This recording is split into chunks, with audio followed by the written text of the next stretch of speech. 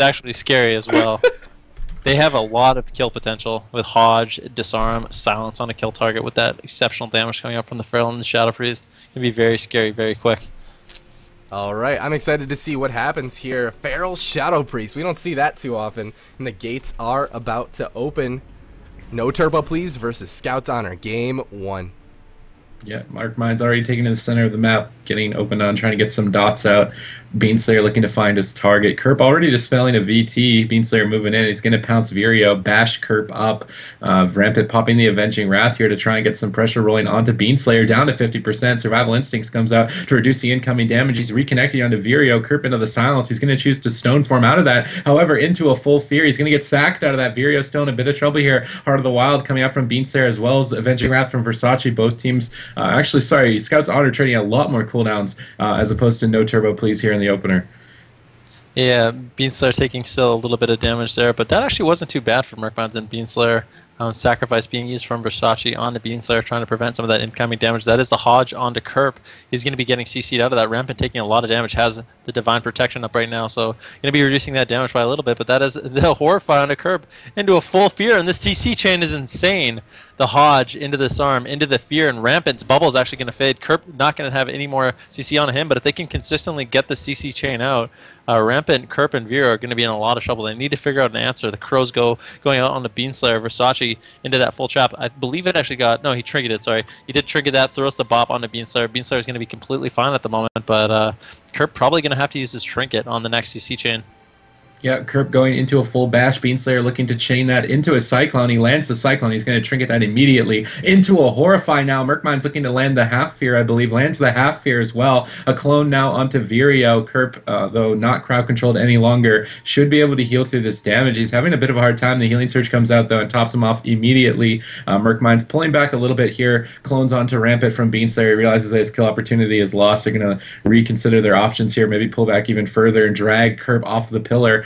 Kerp now in the center of the map. Versace, though, into a Hodge. Vireo looking to try and land some CC out of it. He does get the Mass. He gets hexed on his Mass Dispel. Beanslayer is going to dispel him out of that. Going for the MD once again. He's got to deal with both interrupts. The MD comes out a little bit late, however, just in time for the Avenging Wrath to top off Beanslayer and start the rotation back onto Vireo, who's down to 50%. Kerp into the Hodge, into the full Fear. He gets sacrificed out of that into a Horrify now. Beanslayer getting locked on his clone there. Now into a Silence, though. Into the half clone. Vireo has to Deterrence. Only going through one so far, though. The Devouring Plague used now down to 22%. It might be a second. He's going to use the second Deterrence as well, and suddenly No Turbo Please is on the back foot.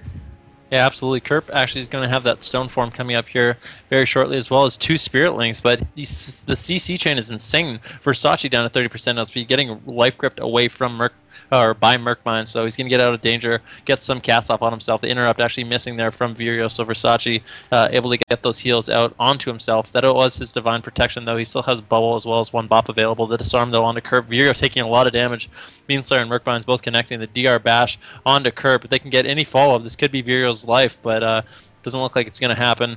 Kerp almost has his trinket up as well. So Rampant, Vireo, and Kerp, although there's been some scary moments, I mean, they still have a lot of cooldowns ready to go if they need it. Beanslayer, in the meantime, taking a lot of damage. Versace caught into that trap. Beanslayer does have 1 tick of Survival Instincts left. If we look, I mean, he has Berserk and Incarnation up, so if they're going to make something happen, having those cooldowns available very shortly is an exceptional amount of damage. It looks like they're actually going to swap over onto Kerp, try to force some cooldowns that way. Kerp getting disarmed up.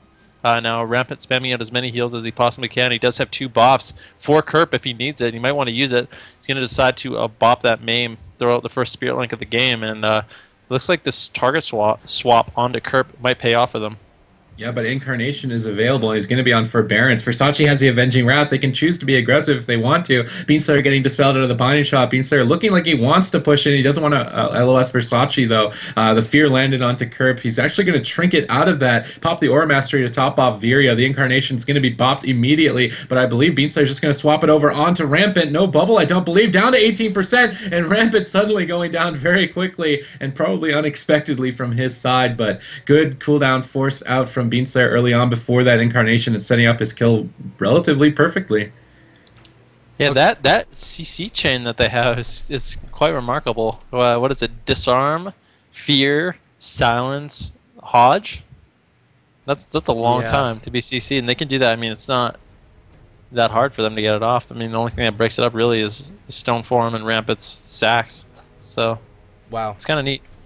That setup is crazy coming out from this Feral Priest Paladin, or was that a Shaman? No, it was a Feral Priest Paladin.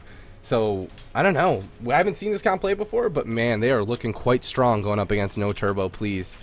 And we're going to jump into game number 2 here in just one hot minute. Now, this Ret Hunter Shaman Cleave has the option to change their comp or even their map. I don't think they have the composition change available to them, but they do have the opportunity to change the map up.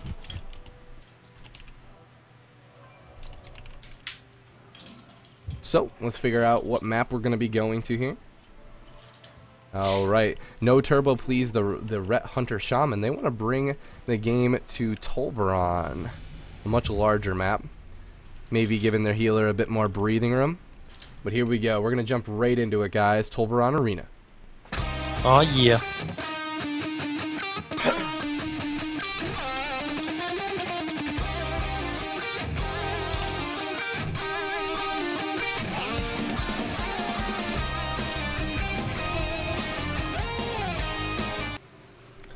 Make sure you guys are typing in that BSX in chat if you want to give Beanslayer your energy here in game number 2. Though, I'm going to be quite honest with you, Scout's Honor is looking quite strong. He might not even need that energy. Yeah, they might not. Don't you? You'd always want extra energy. You always want the energy. You're not going to turn down energy. That's like, I don't know, chicken nuggets. You're not going to be like, oh no, I'm too good for chicken nuggets. No one's too good for chicken nuggets.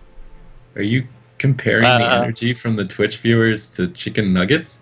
Yeah, I don't think that's essentially right. the same thing. Let's be real here. I wanted to sort of comment on Beanslayer your chicken nuggets. Yeah. Everyone give Beanslayer your chicken nuggets in chat. Please. Please, please. Alright, here we go. The gates have opened, and right away Rampant's gonna be jumping onto Merc Mines, looks like.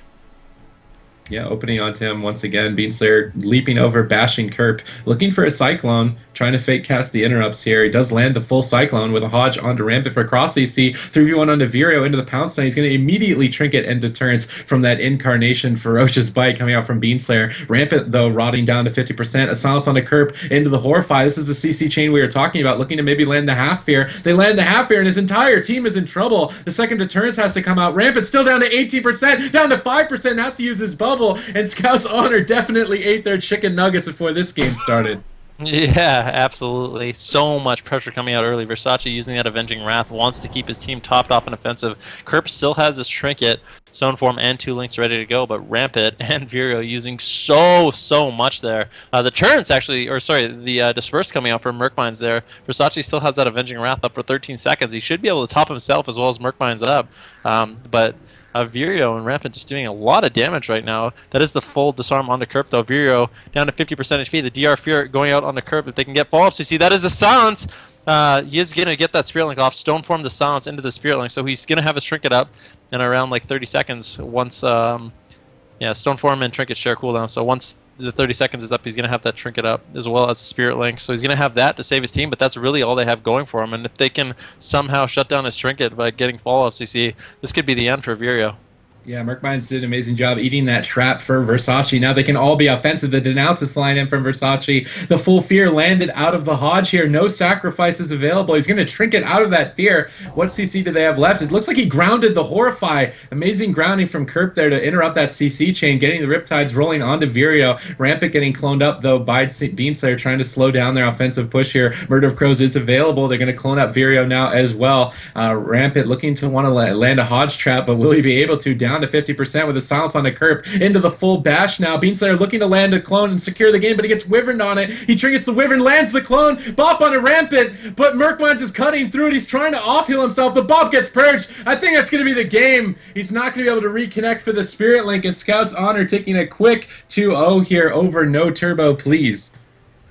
Yeah, and I mean, this Ret Hunter Shaman team really wasn't playing bad at all as well. I think Scout's Honor is just playing so very well, and this new comp that's coming out of the woodworks is looking very strong. I'm really excited to see Scout's Honor continue on here in this tournament, having those multiple compositions available to them. really could be a big contender for the tournament number 19. But there we go. Scouts Honor is going to advance 2-0, and No Turbo Please will be eliminated from tournament number 19. Though they fought quite well, we'll see them again, I'm sure. But we are going to continue on here in tournament number 19. Let's take a quick look at that bracket. The semifinals for tomorrow have been set up. We Love Fountain versus Scouts Honor for the first game of tomorrow's series. But up next, guys,